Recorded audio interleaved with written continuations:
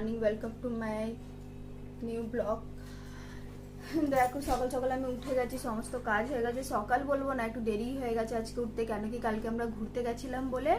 এখানে আমাদের জগদ্ধাত্রী পুজো, তো ঘুরতে গেছিলাম, আস্তে আস্তে 3টে বেজে গেছে, 3টে হয়ে গেছে টাইম।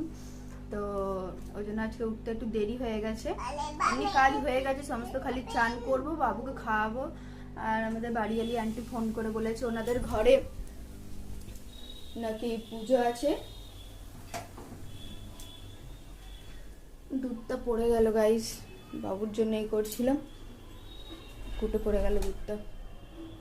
তো ওনাদের ঘরে কি বলে পুজো আছে, তো ওই ডাকছে, তো দেখি যাই। চানটা করে নিয়ে যে কাপড় বের করে রেখেছি, চান করে কাপড় পরবো, আমি আর মাম্মাম যাব, তারপরে দেখা হচ্ছে।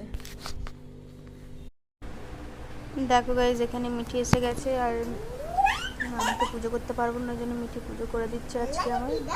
মাম্মা আমার রেডি হয়ে গেছে, তো মিঠি চান টান করেছে নিজের বাড়ি দিয়ে। ওর বাড়ি আমার বাড়ি বেশি দূর না, 5 মিনিটের রাস্তা। তো চান হয়ে গেছে, যাই এবার আন্টির বাড়িতে, পুজো আছে তো দেখি পুজো দিয়ে আসি। দেখো মাম্মা আমার রেডি হয়ে গেছে, আমিও রেডি হয়ে গেছি, চলো পুজোতে যাচ্ছি।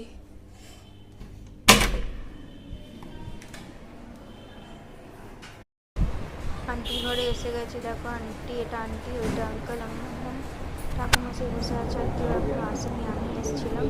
ভিডিওটা কেমনি লেগেছে কমেন্ট করে বলবে। Bye bye.